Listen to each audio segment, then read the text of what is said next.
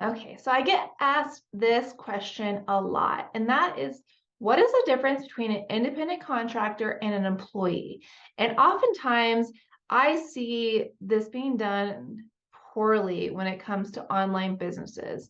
And it's just because people aren't aware of what the difference is here, but they're really important, and there can be huge ramifications on the business if they misclassify their team. Okay, so we're going to do a brief overview of the difference here, and some things to consider within your business, and just some things to be aware of for your client's business as well, because you aren't you're not responsible for what they do with their taxes or the legal side of their business, but we want them to be successful and we care about them. So we're really going to make sure that if we see something that's wrong, we're going to speak up and just let them know so they can talk to their lawyer, their HR professional, their bookkeeper, whoever it is who might be helping them with this.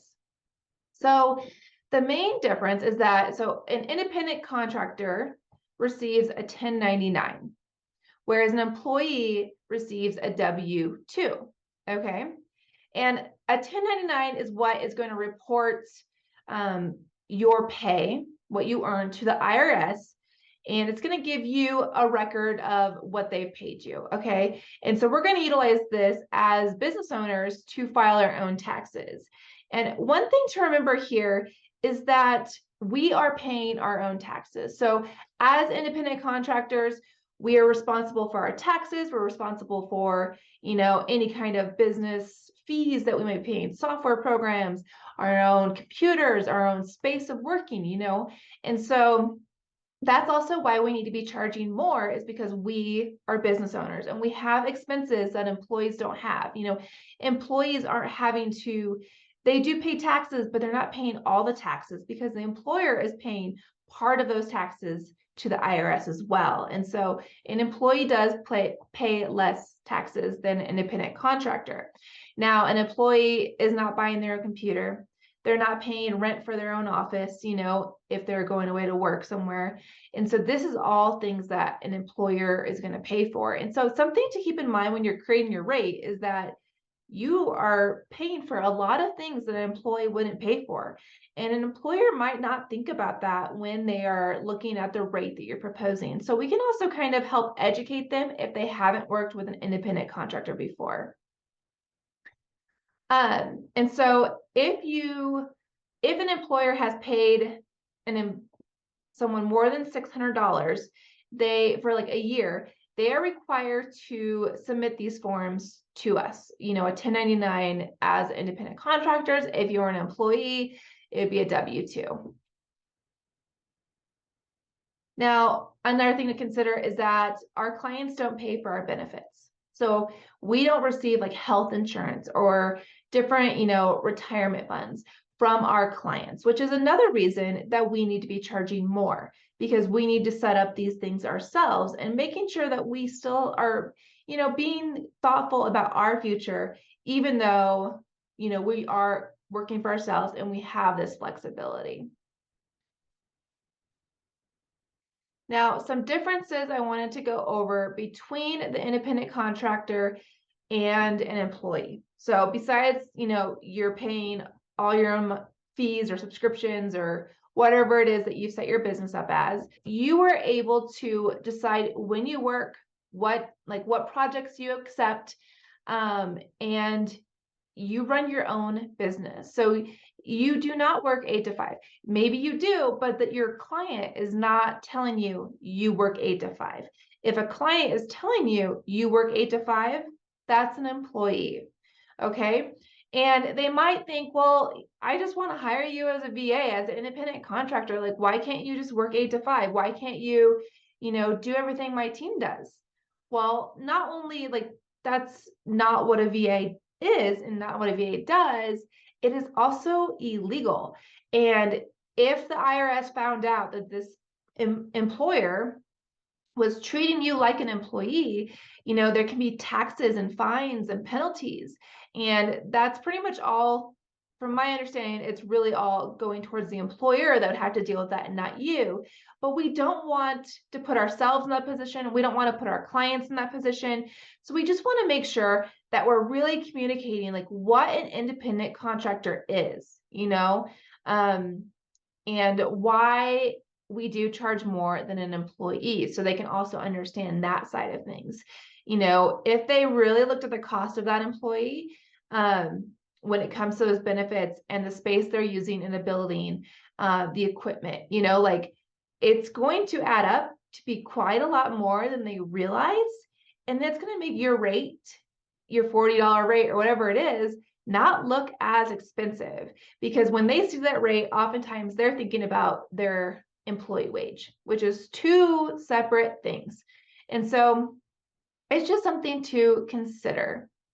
Now, I'm going to provide some resources below. I am not a lawyer, so I can't give legal advice, but you do need to look into like what type of business structure you want. So you can start an LLC, you can be a sole proprietor.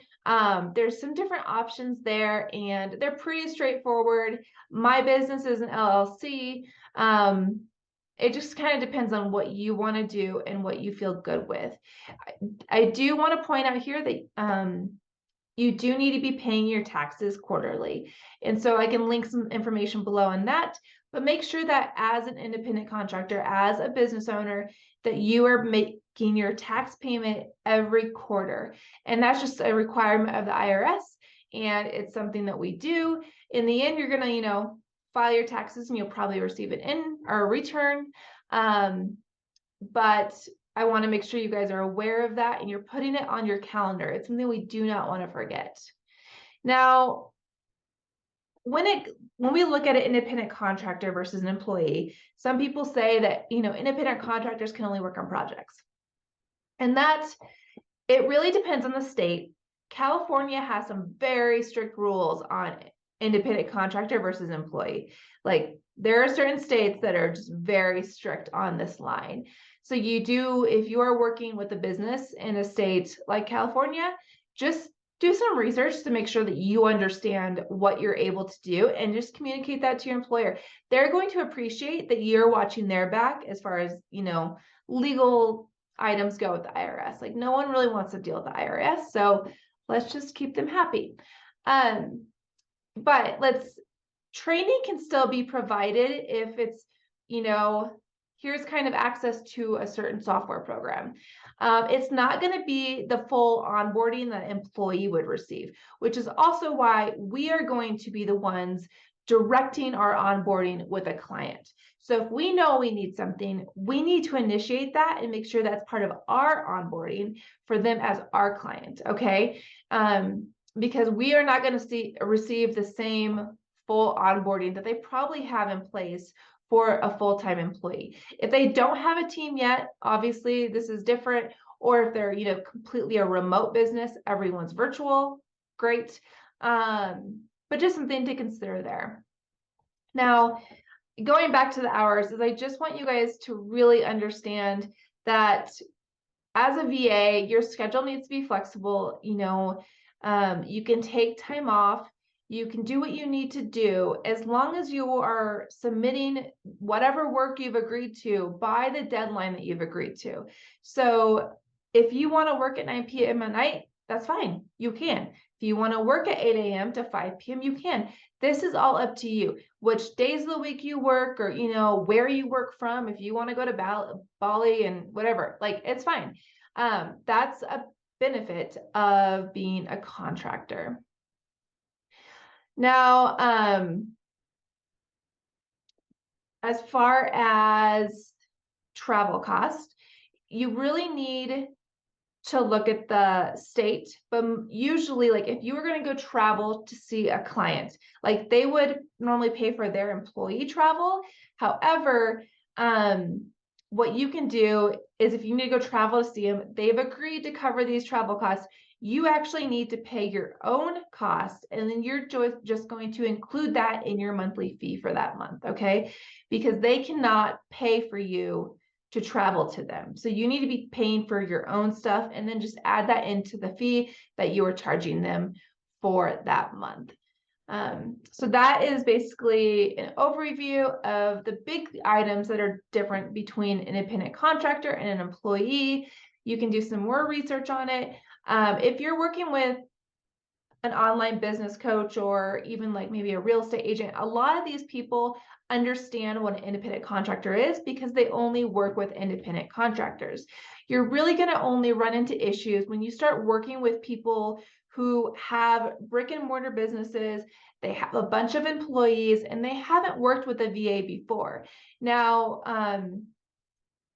sometimes you'll also find people who are working online now as a coach or different, provider, and their past experience is working with employees. So they don't have employees now. They're bringing on this virtual team, but they need to kind of understand and help gently be led through the process of understanding the difference here. So I will link those resources below, and it's just something for you to be aware of, to keep in mind as you're setting your pricing, and also just to help support your clients in a better way.